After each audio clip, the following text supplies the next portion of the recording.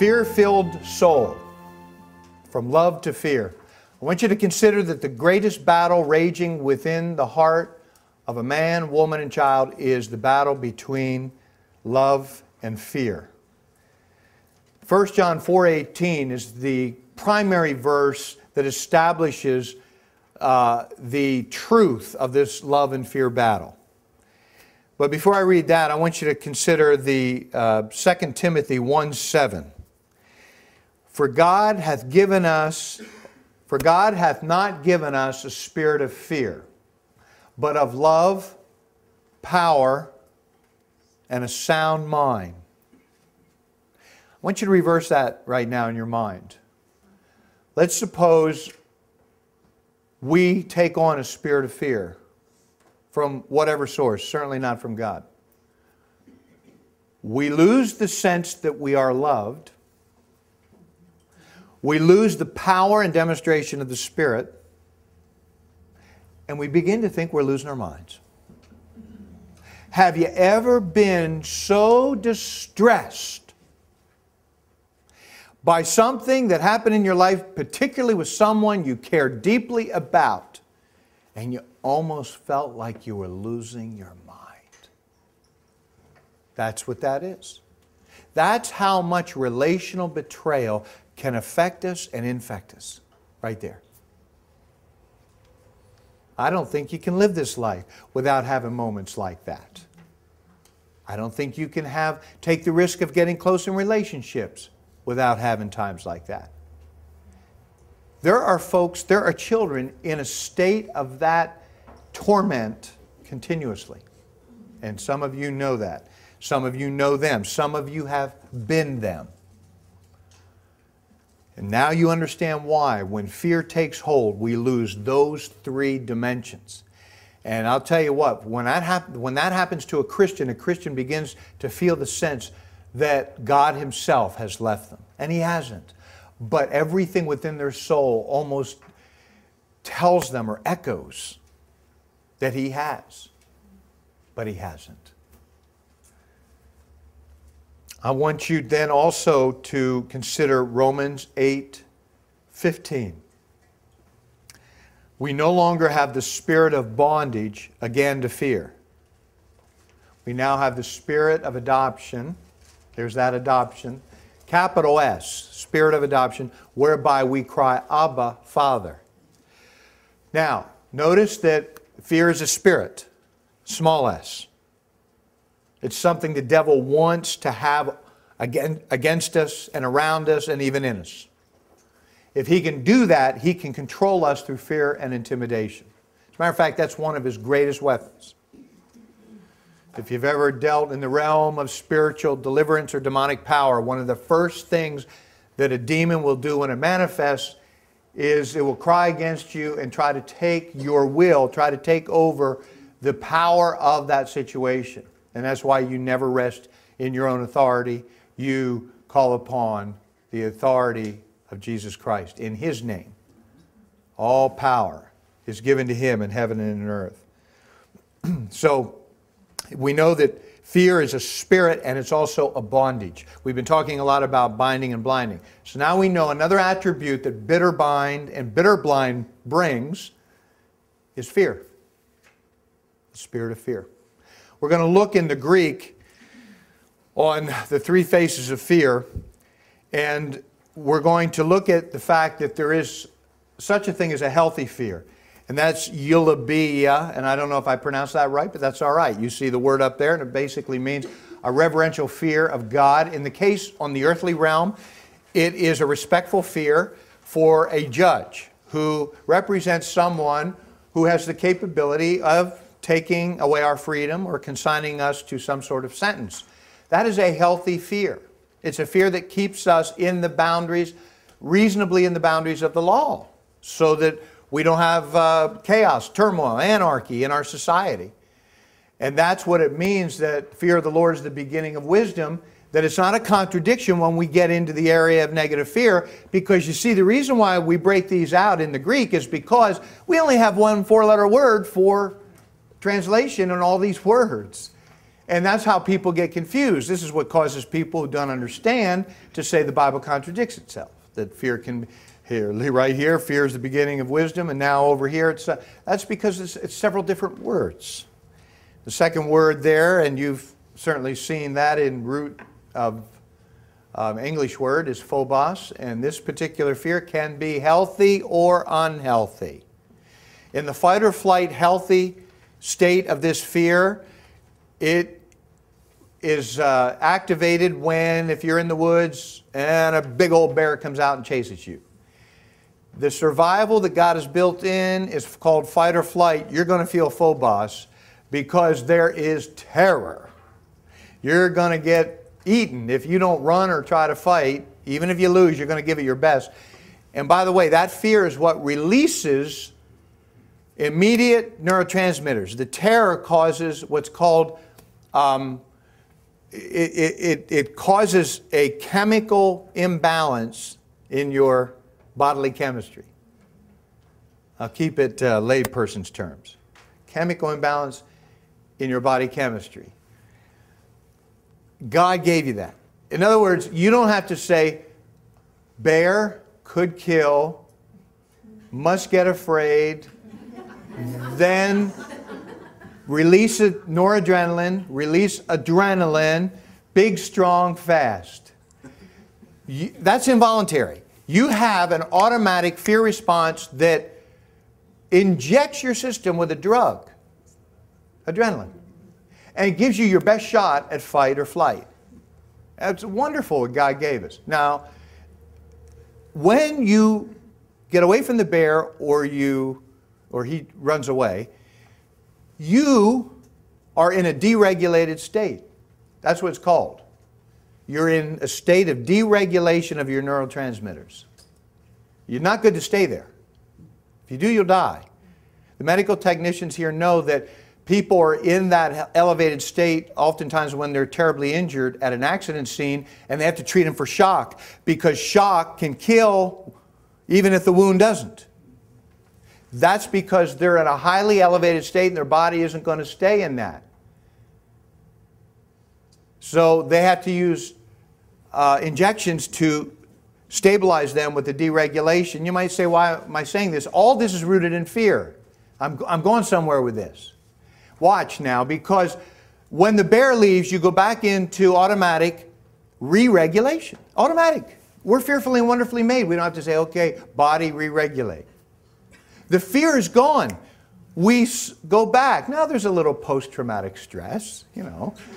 A squirrel runs out in front of you when you're going back to your house and you jump and you're on hyper alert, but you're actually re-regulated. What happens if every night a child that goes to bed hears the father threaten the mother with her life? There's yelling and there's screaming. You know what? Fear causes a deregulation of the neurotransmitters. He goes to school the next day. Oh, good, he's out of the house. Is he deregulated? No. You know why? That happened 3 nights ago, 6 nights ago, 12 nights ago, and it's going to happen tonight and tomorrow night and next weekend. So his re-regulation never gets back to normal neurotransmitter secretion. Now, I hope you're getting a message from this. Those of you that felt that we could begin to define the problems of people based upon, oh, you know what? It's their body chemistry, or they're imbalanced, or it's genetic, and all we have to do is get these meds to medicate it.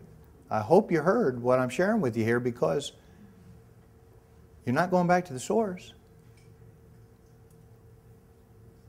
And I've talked to doctors, and even the doctors that questioned me and kind of threw a straw man out there said, what about the kids born in a deregulation state?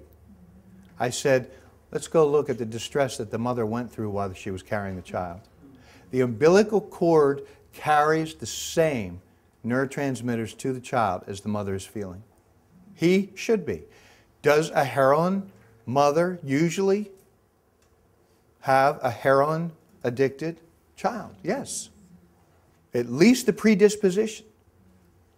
So yes, Will the scanning show the flooding, which is what we call flooding in the neurotransmitters and the gray matter? I will tell you, this is not written. The Lord revealed this, but it has yet to be refuted. And I now have this on my latest diagrams, and I presented it to several mental health professionals, and they couldn't refute it because the research of the top 3 psychiatrists in the world validate what I just shared with you. The problem is they don't know why the research is validating it, where in fact you can draw it to the distress of the most important relationships that haven't been resolved, or intergenerational distress from a mother or child.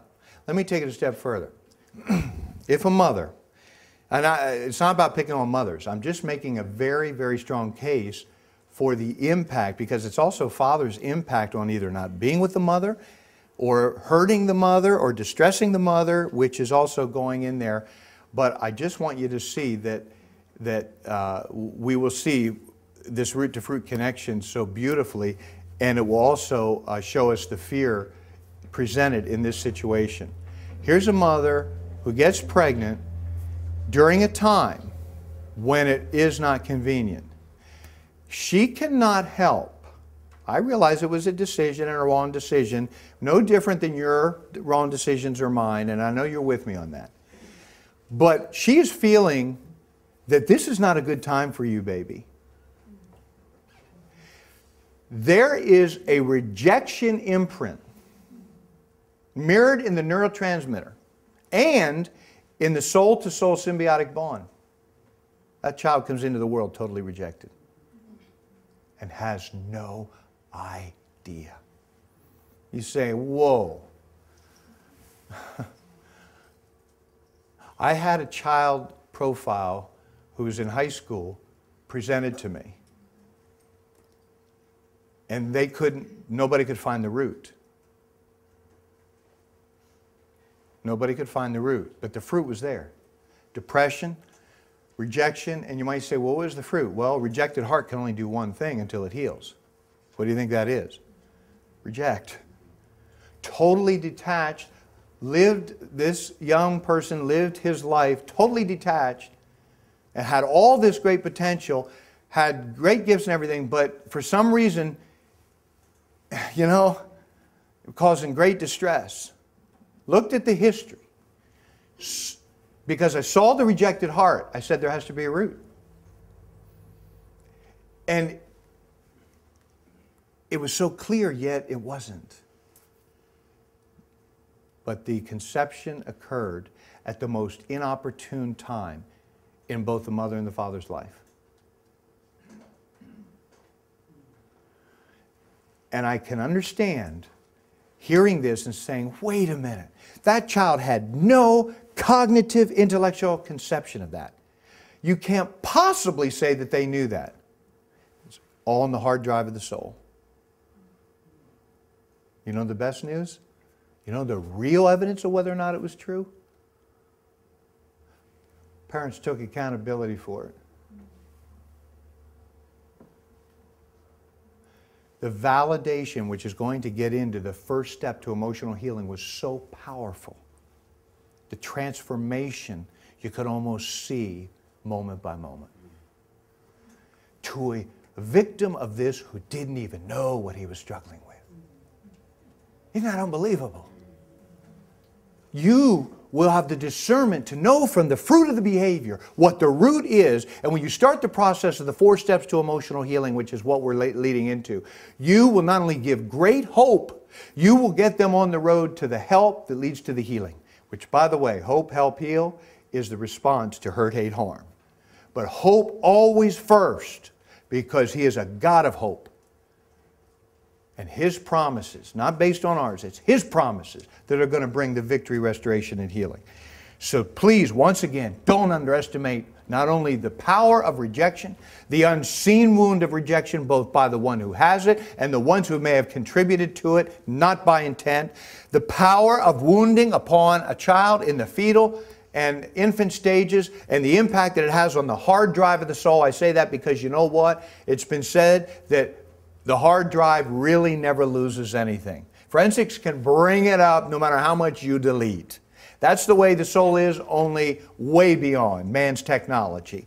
Just because I can't bring it up to the screen, which is the cognitive thinking, does not mean it's not in the imprint of the hard drive. And you can bet it's going to have some degree of effect on who I am. It's going to have more effect on who I am than anything else. Why? As a man thinks in his heart. That's who he really is. Not how he thinks in his mind that covers what's really happening in his heart. Not the veneer or the shell or the mask that is put on to put out there to be able to survive in a world that is unforgiving. But as he thinks in his heart. Now, fear, 927, we go to phobos, has the negative sense. It has phobia. Phobia, what's that? It's a fear that now begins to paralyze. This is why it's negative. Notice that the healthy side of phobos, motivated, terror. Bad place to be. Certainly don't want to be terrorized by a thing that could take my life. But the fact that it elevated me to motivation for fight or flight to survive is a gift of God in a world that can hurt you. Phobos in the negative means that the fear now begins to permeate the heart, like in a home situation like the boy who is struggling with the constant conflict, where the fear now begins to turn into anxiety. He's starting to have anxiety attacks, panic attacks. In some cases, phobias, which we all understand to be, a phobia is a fear of a particular item or situation. If it's arachnophobia, we see all the movies about that, right? Arachnids are spiders. Now, here again, if you don't look at source, is the spider the true source of the fear? No. How about the fear of flying? It's not the fear of flying, it's the fear of crashing. Everybody wants to fly. If we could guarantee there's no crashing, we'll all fly. So, spider, is it the spider? It's the fear that the bite is poisonous. But I know that this spider isn't poisonous. My head knows that. Reality is, could get infected. Bad experience related to it, whatever the truth is, here's what all fear is rooted in. And it is appointed unto man once to die, and after this the judgment. 9:27 of Hebrews. All fear is rooted right there. Fear of the dark. A little child cries out. You know what dark is to a child? Death. You know why? Darkness takes away connection and community and intimacy. Are they there? Are they really there? Is my mother in the next room? Dark separates. What's separation? Death. How about the fear of crowds? Have you ever had a terribly embarrassing situation in your life? Do you know what you're feeling in embarrassment? Subtle death. You feel totally alienated from the people that you just made an embarrassment in front of. You feel like they all just rejected you because of what happened. People can get to the point where their rejection history is so bad they won't go into crowds. Two reasons. Somebody out of the crowd could take their life. That's the one fear, the fear of always being attacked. The other is everybody will reject them and they can't put themselves in that position because that is where their greatest wound is rooted. What is all that about? The rejection. It's the feeling of death. Remember, we've established in previous sessions that rejection is the feeling of separation that gives the soul a sense of death, which is why it can lead to suicide and why it certainly is inextricably tied with depression. 10:31 says, of same book, Hebrews, it is a fearful thing to fall into the hands of the living God. Now, how can we validate that death and judgment are the two primary reasons for all fear? Why is it important that you know this? Because, regrettably, my colleagues don't know that the real source of fear is death and judgment. Many of my colleagues.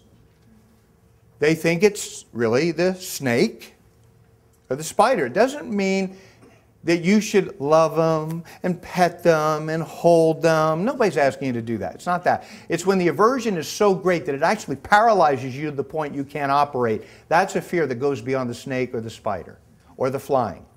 It's truly a fear of death. Actually, in Hebrews 2:15, it says that, and deliver them who through fear of death were all their lifetime subject to bondage. The natural fear in fallen man is physical death. It's the very fear that's supposed to lead him to the desire for eternal life. Which is why the devil has created in us a death-denying society. If we can deny death, or pretend it isn't going to happen to us, we don't need a redeemer. But the truth is, the natural fear in everyone, whether they admit it or not, is the fear of death. Then, regarding the last days, in the Olivet Discourse, it's captured in Luke 21:26. It says, regarding the last days, men's hearts will fail them for fear. That fear will actually cause a person take over a person's heart to such a degree, he won't want to live. In other words, the fear of living will exceed the fear of dying. Because living will be death in and of itself. We're approaching that. Suicide is at an alarming degree now. So here's a person, with or without Christ, struggling with the degree of fear, I don't want to die. I'm not sure what's going to happen. I'm not sure where I stand with God. I don't know what I believe. And then this person saying, I can't go on living. I feel like I'm worse than dead now because the soul is dead from all the rejection and the betrayal and the infection. So now the fear of living exceeds the fear of dying. And we're approaching that. It's all rooted in fear. How do we know that fear, or the fear of death and judgment, is the root of all phobias, all fears? Is because when Jesus approached John, who was taken up in the Spirit in Revelation 1, it's a powerful, powerful chapter of the Bible. Chapter 1 of Revelation not only unveils what's called the sevenfold glory of Christ. You know why I like that? It completely wipes away this human image in the foyer and narthex of so many churches. It's the sevenfold glory. Oh. Yeah, and you know what? Words can't do it justice, but oh my word. Like his voice was the sound of many waters.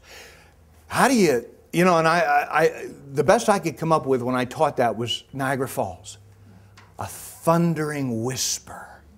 That the same peace that you get standing aside the falls will destroy you when you get in the falls. Judgment. Sevenfold glory. But then imagine this. John is taken up in the Spirit because John could not be in a mortal state or he would die, because that which is of the flesh and corrupt burns away when it's placed in the presence of perfect, holy presence of God. So he was taken up in the Spirit. He still fell at his feet as dead. Not as dead as we know it. Just like I am not moving. He couldn't. It's beyond comprehension. And Jesus said, fear not. I am the first and the last. I am he that liveth, was dead. And behold, I am alive forevermore. And he said this, and I have the keys to hell and to death. Death and judgment. Hell is judgment. You have nothing to worry about. Do you have any idea if we could truly live moment by moment, believing and obeying the truth of that in our souls? I know we believe like those that watch the great Gordini go across, and we believe enough to save my spirit, oh God, but boy, we just somehow have a problem believing for the great physician to cleanse our souls. Isn't that amazing? I got it all covered. It was covered from Calvary. You have nothing to worry about. And how does he cover it? And that's the transition to love. Dialia, before we go there, Dialia fear is the spirit of timidity, never used in a healthy context. Total bondage, total control. People will not open up. Go back to the gag order of the person who's been violated. They are in a paralyzed spirit of timidity. It is the downside, negative side of phobos, but it has no redeeming value. So eulobeia brings trembling, phobos brings terror, and deilia brings timidity. Now, we'll close with the 1 John 4:18. There is no fear in love, but perfect love casteth out fear, because fear hath torment. He that feareth is not made perfect in love. If every psychologist would read that and believe it. The Book of Torment, if you've never seen it, I would recommend you don't see it, is the DSM, Diagnostic Statistic Manual, that has all the afflictions and disorders outlined for people that have the spirit of fear and a few other things, bitterness, anger, hatred. And what it is, because fear hath torment. Right there it was. Torment. It's a book of torment. Used to be read, by the way. The whole mine's still read. I'm keeping that one, even though they change the cover every time they update the book. That's another thing. The book is always changing. Makes you wonder what was true isn't true now. What's true now wasn't true before. Seems to me that if something's true, it's true yesterday, today, and forever. One professor said it this way: time doesn't change truth. So why are all my textbooks changing? I mean, everything I learned was a lie. Do you ever get concerned about what you learned today is not going to be true tomorrow? You know, that's why we stay close to truth. Okay? That's why you wasted a whole day if this was not based foundation-wise and on truth. Okay, now we're going to go to the three faces of love. And remember, love and fear cannot reside in the same heart. Eros is the one we all love the most. It's the one all the romance novels and the movies and the programs are about. Erotic love comes from that. It burns fast, it burns intense, but it burns out. Powerful, passionate, and also can stimulate possessive feelings. So oftentimes the icing on the cake, the gift that God gave, if it is done in the wrong context, will create great wounding. So it is the romantic love. The highest demonstration is in the physical and sexual realm. Therefore, it is reserved for the marital union. Of course, when it's operating outside of that, there's fallout from that, and I don't need to go into that. But I think it's important to recognize we've got a whole generation coming after us that think all love is based on that Greek word. And we all know better. There's phileo, which is the feeling of affection. Actually, Philadelphia was rooted in this city of brotherly love. It's a personal and a friendship love. Now, this was the love that Jonathan and David had that knitted their souls. Okay? Their love of God is what knitted their spirits, but actually only God can really knit the spirit. Two men in the knitted soul, they had a depth of affection for one another that was sacrificial. Meaning this, that the other person's needs were above their own, even if it wasn't convenient. And you certainly could know what that would do in the marital situation. Sacrificial love. But the greatest demonstration of sacrificial love, agape, is the sacrifice of the willingness to die. Now, do I have to die for someone that I love? I hope not. I hope not, but it's not just about dying physically. It's about dying to what's most important to me for them sometimes. It's about doing that which is inconvenient. I'm not suggesting to you that writing this means I'm really good at it. Okay? But I think I have a sense of what this is. And I've had it demonstrated to me. The thing is also, for healing of the soul, it's going to be very difficult for a person to offer sacrificial forgiveness, which we'll be getting into in the 4 steps to emotional healing, when they haven't received sacrificial forgiveness. You say, does that mean in order for a person to begin to get the benefit of this great truth of the Scripture, we have to first lead them to Christ? No. Would that be all right? Yes. So don't not do it. Don't say, well, I'm going to hold off and take them through this first. If they're ready to receive Christ, today, now's the appointed time. Well, will they understand it? You know why? This is the point of greatest need in all humanity.